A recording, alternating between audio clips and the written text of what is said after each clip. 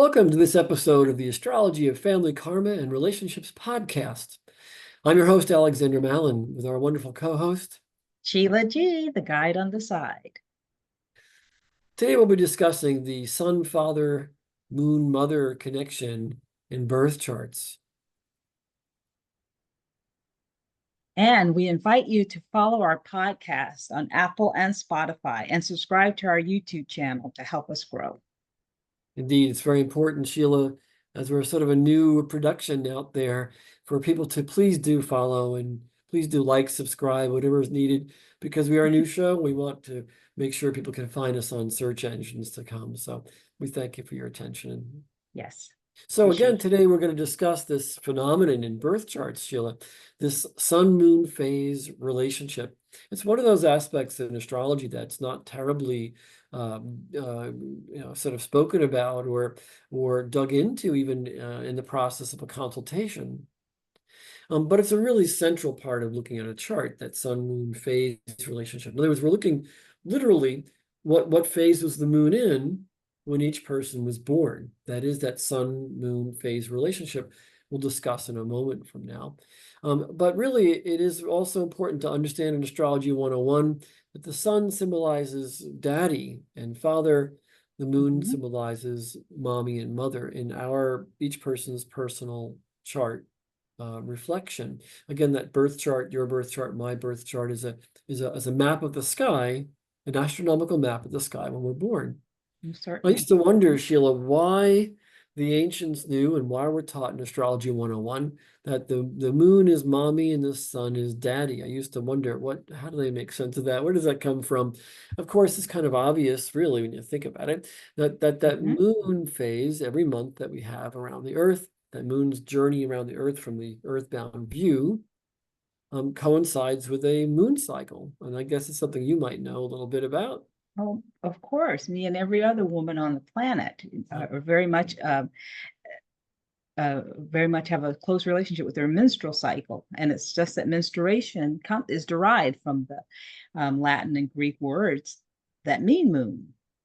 Yeah, so if you're of the XX chromosome version, if you're a girl, a lady, somewhere around age 11, 12, 13, you'll discover your moon cycle for quite a good period of your life, no pun intended. And if you're an attentive husband, you're going to be definitely informed about the moon period as well, the moon cycle as well. So the moon symbolizes everything involving menses and medical astrology. It is the uterus, the womb, childbirth. In Astrology 101, the moon symbolizes home, one's home, one's residence.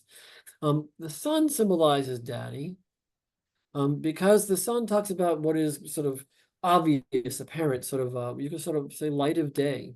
One of the things that we all do know very commonly is we're all very exposed to and experience a sense of sunrise in the east and culmination at noon and then sunset in the west.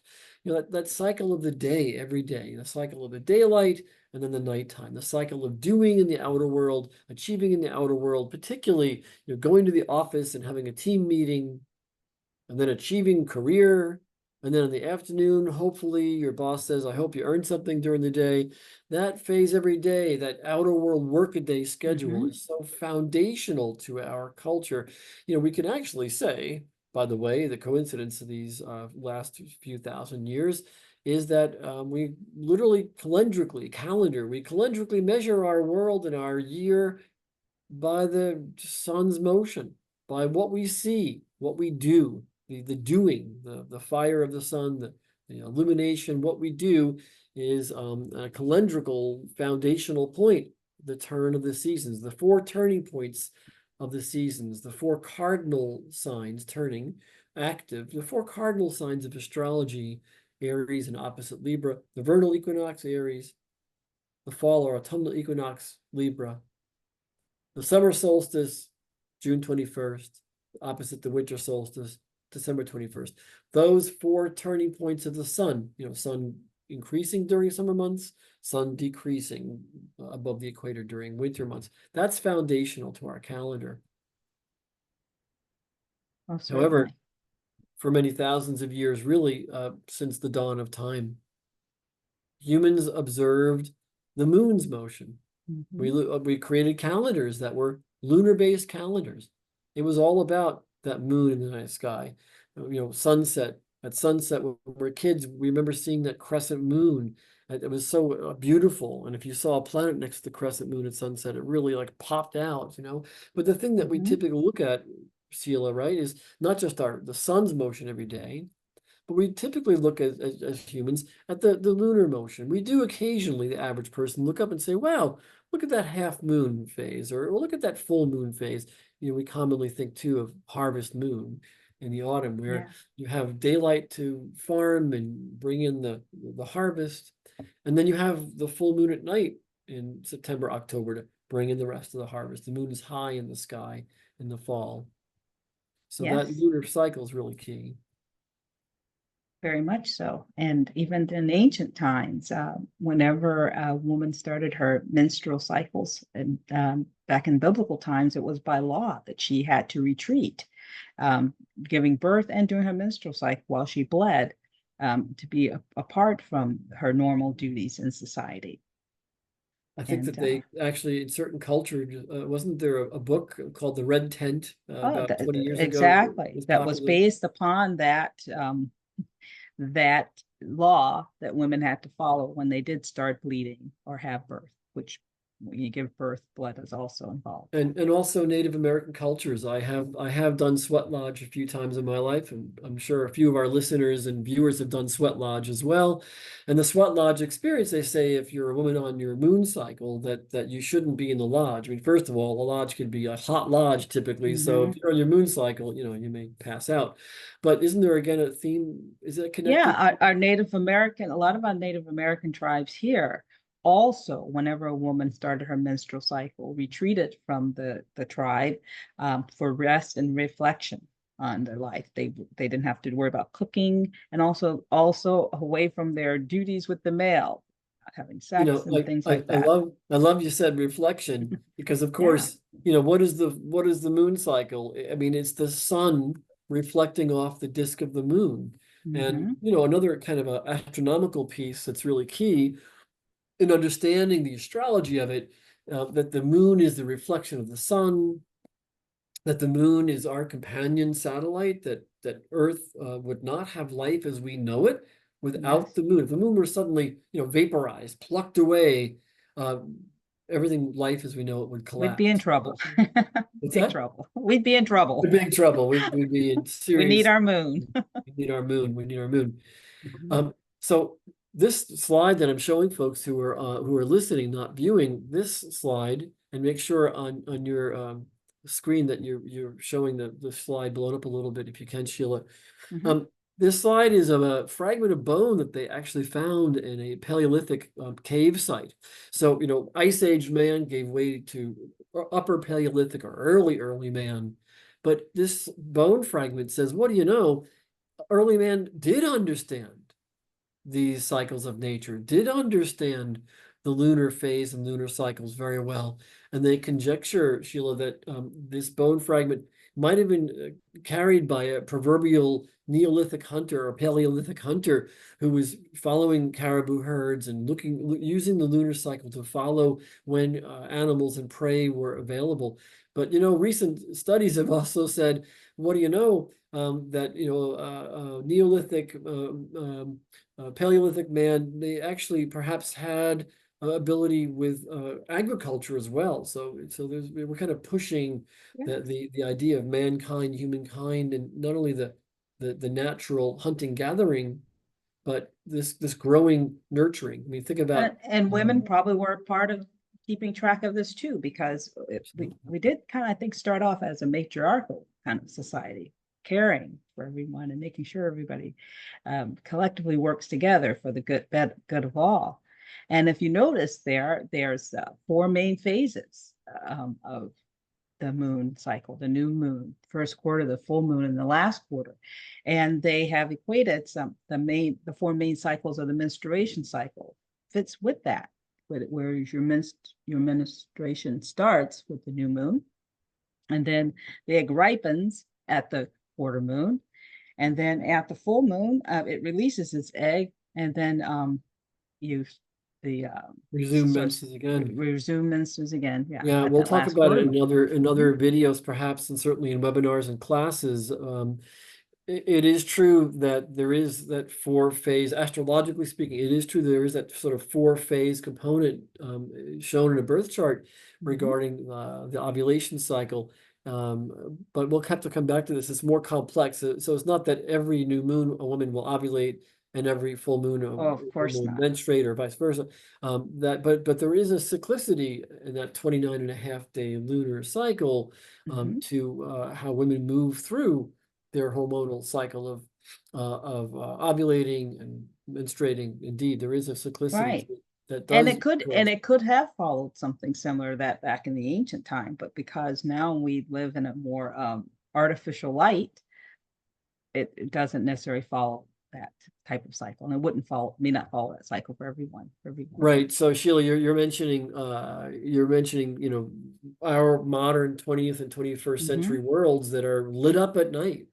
And science has shown actually that menstruation cycles are affected, that women's endocrine system and hormonal cycles are affected, that brain chemistry and the cycles of sleep and wake are affected, that even dopamine and serotonin levels are affected by this constant illumination. So we're Hmm. seeing certainly in animals and animal studies, but also human studies, that this perpetual daylight, this world dominated by what we do rather than our reflection on what we feel and what we experience, that dissonance is a problem. It's not natural. So Hmm. the astrology describes how a whole being, the ego consciousness, the sun, and one's emotional id or plexal feeling body, how we move through the world, what's happening around us when we're born, and how we naturally, natively move through. So this slide is to indicate that and to demonstrate that we are all born not just on a birthday, but I like to call it, Sheila, a season sign. You're not Hmm. just a sun sign, the sun moving in front of a star pattern. You're really born during a season sign. You're born during a phase of the seasons. There are actually four main phases, winter, spring, summer, fall. There are actually four intermediate seasons that the Celtic cross describes, and I think also the eight-spoked wheel of Buddhism.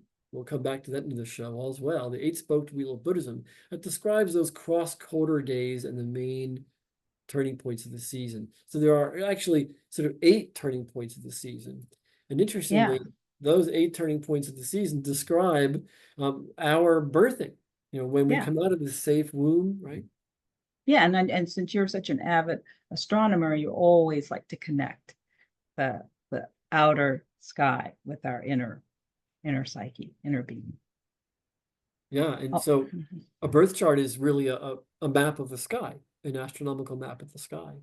It Hmm. describes when that baby, after 9 months, and I always say 9 months, 12 hours of gestation, that baby comes out of mom's body. I mean, it's a pretty huge event for a woman, right? A human coming out of your Yes. body. This baby comes out of mom's body and then first encounters the outer solar world, if you will, this world of doing in daylight and mankind. Yeah, well, I love this picture that shows the little baby's hand in the palm of the father's hand because, during while this baby is being carried by the mother, it's in physical contact with the mother as well as Mm. energetically contact. But once it's finally birthed out of the mom's body, this baby finally gets to also have physical connection with the father. And I just love how this Kind of, picture kind of shows that. yeah, that's why we chose the slide, right? Because, of course, common sense is that, intrauterine, I mean, the world is mommy's body, in every regard. Mhm. And once we are born, extrauterine, when we come out into this physical world, we're interacting with something in some way, radically different. It is like night and day. You could sort of say the inner versus the outer, the dark womb, and then suddenly the baby, right? The Yeah. baby's proverbially slapped and their eyes open and they're photochemically connected. I mean, yeah, you mentioned before, Sheila, I'm always the Mhm. the, the back avid backyard astronomer and professional astrologer. I always like to look at this axiom in astrology: as above, so below, that everything's Oh, interwoven. certainly. Mhm. So to the main point of our topic today then is this idea of these moon phases. And there are 8 primary moon phases, which, by the way, coincide with 8 primary seasonal changes. That's an interesting pure coincidence of astronomy and nature that we experience. But nonetheless, there are Well, 8 phases of the moon as it well, goes I around. kind of look at it like you said before. There's 4 main phases of the moon. There's 4 main seasons, but there's intermediate phases as you move from one to the next. So that's why we show 8 phases Thank you. and energies of the moon here. Right, right. That's so true. That's a good point, that there are 4 main parts of the lunar phase every month. The new moon, the dark of the moon, Mhm. where, of course, during a solar eclipse, when things are lined up twice a year, just so in certain locations around the Earth, where that moon will cover the disk of the sun, which we'll discuss in other programs in the future as well, because that is extraordinarily amazing that the moon's apparent diameter visually is just big enough to actually cover the solar disk. I mean, and just cover it. And you and I actually, Sheila, saw a pretty awesome total solar eclipse this past Yes. April 8th, 2024. Amazing. Yes. Yeah, we drove halfway around across the country to see that, into a beautiful area of sort of Corn Belt America, where Mhm. that moon covered the sun, quite dramatic. But every month that moon is near the sun, not lined up astronomically perfect, but every month we have a new moon, and that new moon phase is called the dark of the moon, where, because of the astronomy of things, the sun moon earth relationship, you can't see the reflected sunlight on the moon. The moon is near the sun in the sky, so you don't see the moonlight. The next major phase, as you said, there are 4 major ones, is the first quarter moon, where, if we have a sunset, or a thin crescent rather at sunset, 2 or 3 nights later, we say, well, what do you know? That little thin crescent, that sliver of a crescent after sunset of the moon, has suddenly become half a moon. And of course, Mhm. that tells us the relationship of Earth, the viewer, the moon around the Earth, and the sun projecting onto one face of the moon. So we have 4 major events for the lunar calendar every month: new moon, the dark of the moon, the first quarter moon. 2 weeks after new moon, we have full moon, where the earth and sun and moon relationship are all lined up to each other. So we have that full disk of the moon. So like you could say, when the sun is setting, the moon is rising, or when the Mhm. sun is rising, the moon is setting at full moon, just like a seesaw. They're exactly opposite to each other. So the first phase is new moon, second phase is first quarter, the half moon in the sky, then the Mhm. full moon, then the last quarter, the third quarter moon. But So if each you're of these born phases, under one of these phases, does that have any significance in your birth chart? so astronomy tells us what these phases are. Astrology interprets what those phases are about in human experience. Mhm. Very key thing, folks, to ask yourselves, or discover from your birth chart, or ask your astrologer, or study online, is whether you are born during a waxing phase, building toward full moon phase before your birth, or were you born during a waxing phase moon, or were you born at full moon or after full moon during a waning phase. Waxing implies building emotional energy. So a person who's emotionally more jazzed up, a person who's Mhm. more emotionally aggressive, or more emotionally reactive. And a waning phase, if you're born during a waning phase, implies a person who is reflective, feeling, intuitive. They sense, they feel, they observe, they get a full perspective of things at full moon, and then they kind of report upon it or review upon it. So a new moon to full moon is sort of charged, or growth phase. And any barber will tell you, if you want hair to be more voluminous, you cut during a waxing phase, when the energy is moving. Same with plants. You cut during the waxing phase to have it grow. And if you cut during full moon or waning, it reduces or Mhm. impedes growth. I So it's a see. really kind of key thing. Am I a waxing moon phase, or am I a waning moon phase? That's one quick and dirty way to go.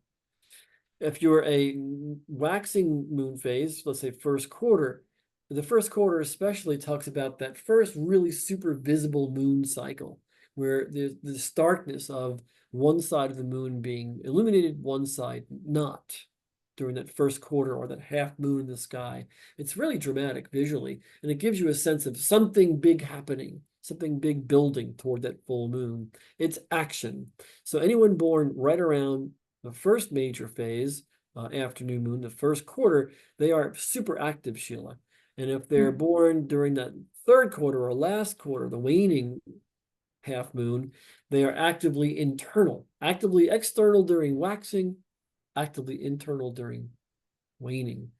New moon, the sun and moon are near each other, subjective. Full moon, the sun and moon are opposite to each other in the sky, objectivity. When the sun sets, the moon rises, you have full moon all night. So a new moon baby is a person who's subjective, where their ego and their emotions are tied together in a birth chart. A full moon baby is someone whose moon and sun are opposite in the birth chart, and they are objective. Okay, So even, wonderful. Sheila, for someone to look at their birth chart and say, where is that moon in relationship to the sun? If they are opposite, it's like a seesaw ride. If they're building toward opposition, building energy. If they have been opposed, they're heading back to new. It's internalization. Okay, so let's take a look at So some we have a charts. couple of charts here to discuss. One reason we're looking at the chart of the USA is that we are doing this production today on the 3rd of July, 2024. And of course, tomorrow is the 4th of July. And of course, our birth date as a nation, July 4th, 1776. There's that sun in the birth chart of the nation.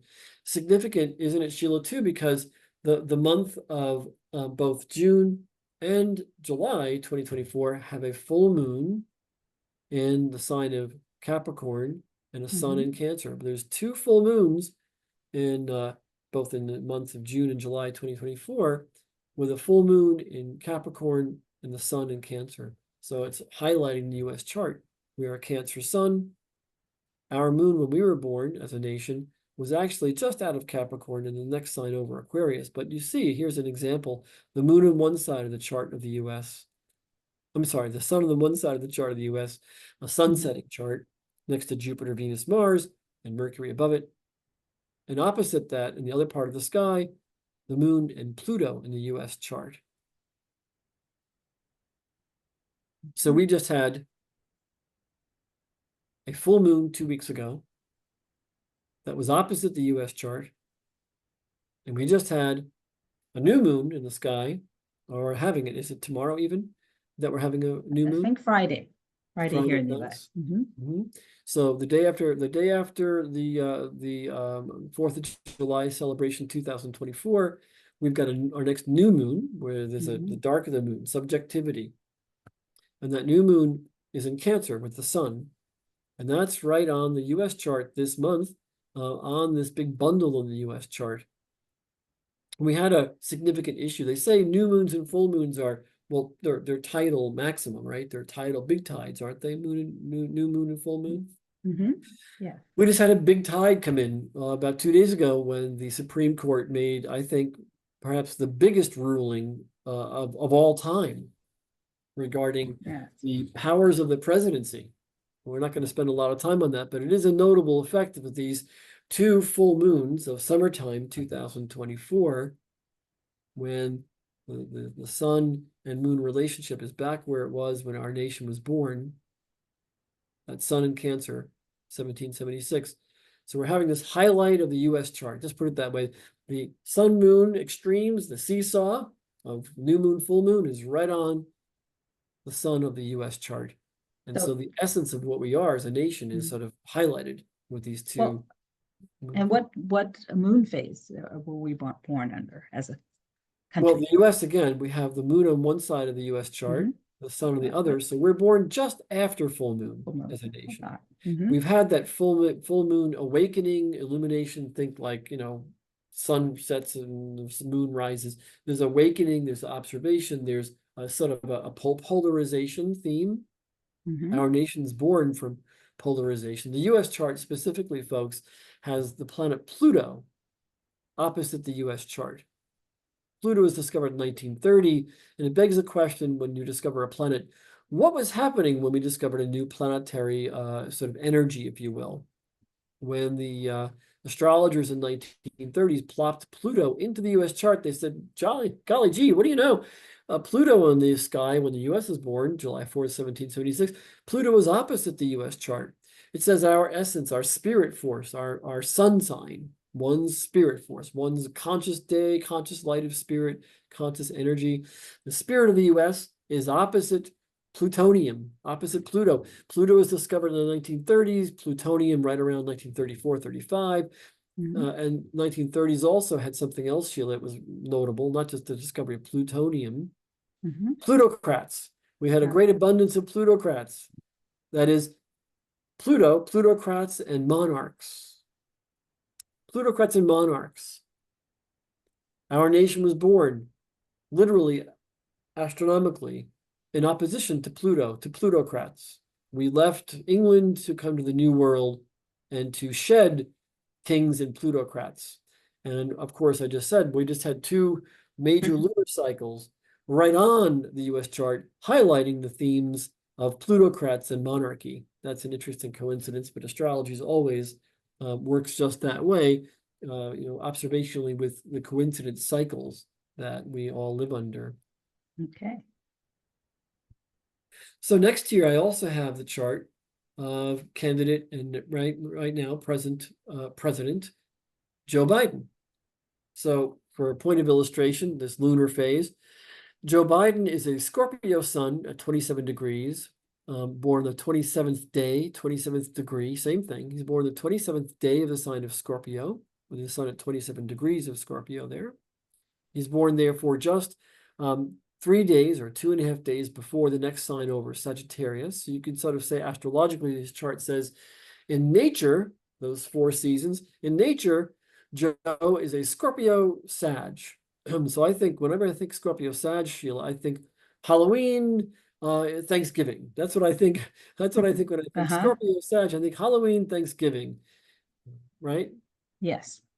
So I wonder, for me, Halloween, Thanksgiving engenders things like when I lived in the mountains for 20 years thereabouts, Halloween, Thanksgiving says, I better get my wood pile chopped. I better get my wood pile chopped and stacked and covered for the winter, because come February, I'm going to really need that wood at the wood burning stove. That's my relationship to it. It's really very much about preparation and survival themes.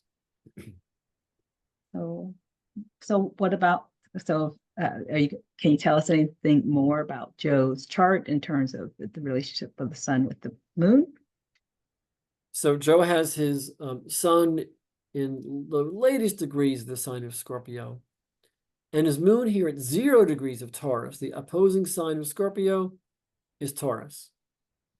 So he has his sun, the very last degree of Scorpio, his moon, the very first degree of Taurus. By sign, Taurus to Scorpio, they are opposite to one another. Taurus to Scorpio, they are opposite.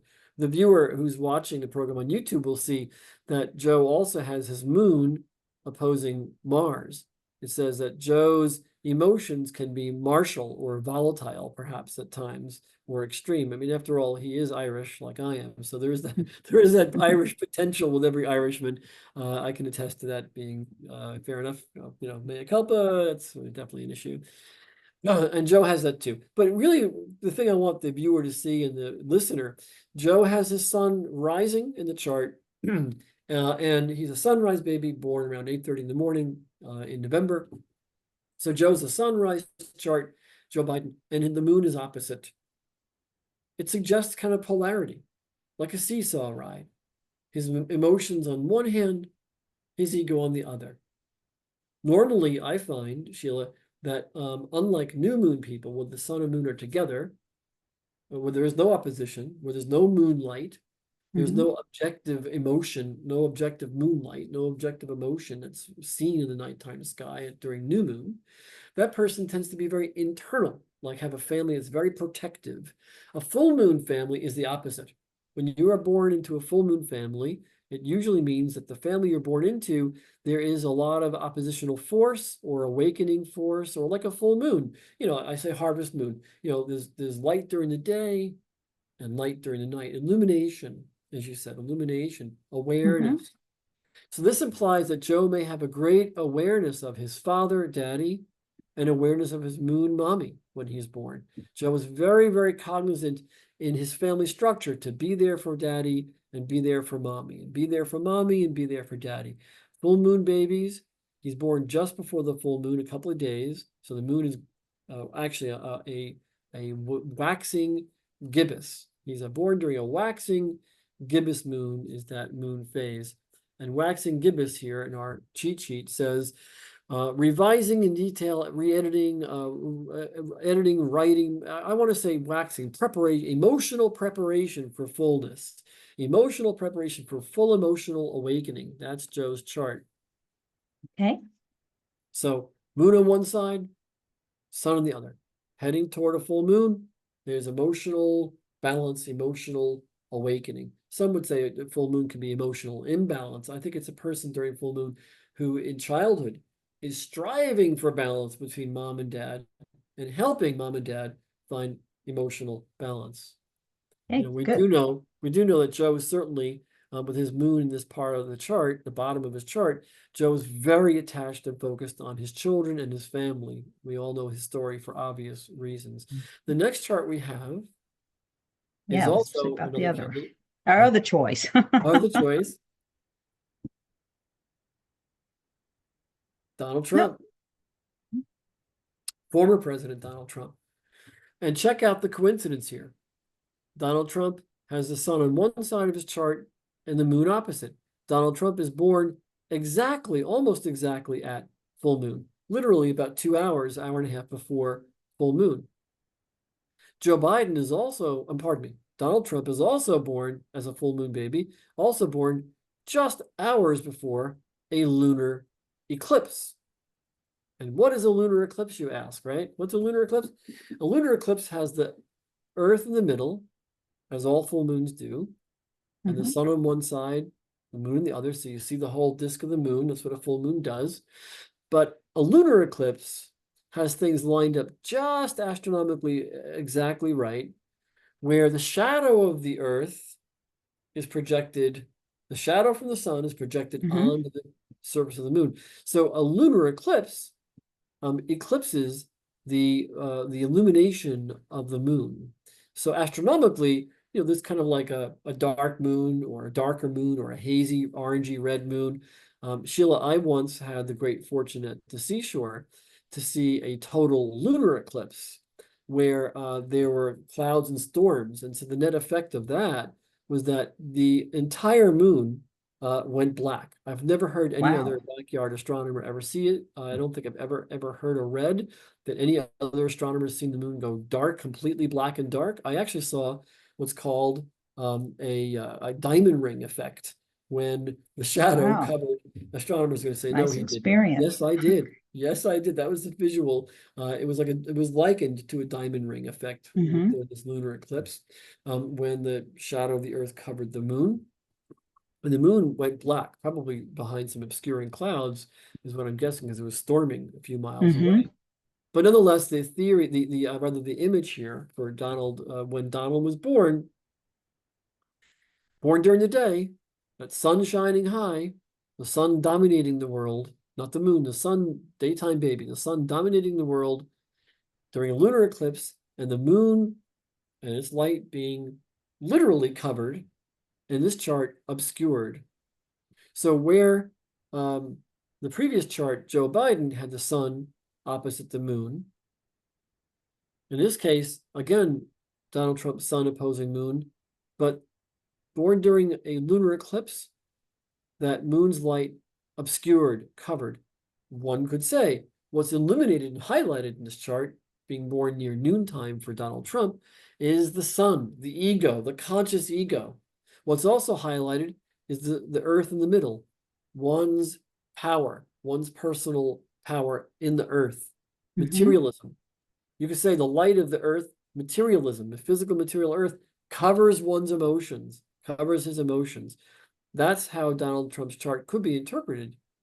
A daytime baby, Donald Trump, a noon hour baby. The sun is high in the sky in the area of career. Normally, we're really knocking it out of the park for career issues. Opposite an eclipse moon, where the emotions and feelings are not consciously seen, experienced. That's Donald Trump's chart. An interesting kind of arrangement. Both candidates are sort of full moon kind of personalities. One where the moon is highlighted by family, one where the moon is obscured or darkened or not seen, Donald Trump. Oh, well, he's very much seen. We definitely see him Donald in Trump? Yeah. life. So can you just touch briefly on what his relationship by this chart would say what he has with his mother and his father, since we're talking about mom and dad in the chart? This is where, as an astronomer, I think I first found astrology to be really interesting. Because let's say in Donald Trump's chart, that sun is at the top of the chart, the career sector, excuse me, next to Mercury, mercurial mind is what Mercury means in astrology, and right next to or conjoined to the planet Uranus. Uranus was discovered during the French and American revolutions. So they say in Astrology 101, when you have the sun conjoined Uranus, you are a revolutionary. And a lot of people would say Donald Trump is a revolutionary, trying to bring revolution. Actually, kind of the facts are in, right? Donald Trump bringing revolution. Number of revolution doesn't necessarily tell us what kind of revolution, but revolution nonetheless is, what we see with the Uranus Sun conjunction. It's a standard in Astrology 101. Donald Trump's Sun conjunct his planet of revolution, Uranus. He embodies a revolutionary spirit. Opposite to an eclipse moon, his revolutionary ego is overwhelming, dominating, overarching to his emotional capacity to respond or feel or connect emotionally or connect to family. And I think that's a really big distinction we have during this July 4th, 2024, when our US chart is so powerfully aligned with two full moons in the sign of Cancer, Capricorn, June of 2024, July 2024, the new moon, July 5th, 2024, the lunar phases, the moon, birthing, mommy, the theme of family and family values is certainly very high this election with regards to women and women's health and women's rights and birth control and the right to have health care for women in their first, second, and third trimesters. It's a very lunar, July 4th and a very lunar election. And both primary candidates, both Joe Biden, almost a full moon one side, sun other, Donald Trump, lunar eclipse, moon really at total full moon on one side, sun on the other for Donald Trump. Both candidates highlight themes of family and emotion. Joe Biden, being there for mommy, being there for women, being there for daddy, being there for the outer world function. The outer world and the inner world are very heightened in Joe Biden's chart. The outer world only is really heightened in Donald Trump's chart. The moon is in fact eclipsed, covered in Donald Trump's chart. That's astronomically the case when Donald was born during a lunar eclipse. And I would say, in my estimation, family seems to definitely take a back seat in Donald Trump's chart. And women take a back seat in his chart. And women take a I mean, back his seat. life too. He doesn't, Some women, especially Sheila, would say that that's a particularly strong truth and truism, isn't it? Yes. Well, that's very interesting to take a look at our two candidates to run this country and this relationships between sun and the moon. So you all want to look at our birth charts, folks. You want to look at your personal birth chart and ask yourself, which moon phase did you have when you were born? Number one, was it a waxing moon building toward full moon? Or was it full moon itself, like illumination? Sort of think about extreme tides, extreme awareness. Or were you born after full moon in the waning of the moon, which is more internal? Were you a waxing external, emotionally external, or a waning moon, emotionally more reflective and reviewing, internal. Mhm. Those are two fundamental things to look at. So we should mention that we are offering a special 10% discount, Sheila. Yes. If you don't have an astrologer or would like a reading with Alexander, you can book one of his offerings, 10% off using the code podcast5. This will only be available to the first 5 listeners or viewers every month that get in there and book. So they can visit us at www.astrologyspirit.com. So my website is astrologyspirit.com, and I look forward to seeing you all and having you connect with us again on podcast. And may the full moon upcoming in July be an abundant, nurturing moon for all of you out there. Thanks so much for Yes. listening. So thanks for listening, and hope to hear from you next time. Indeed. Blessings. Take care. Bye. Thank you.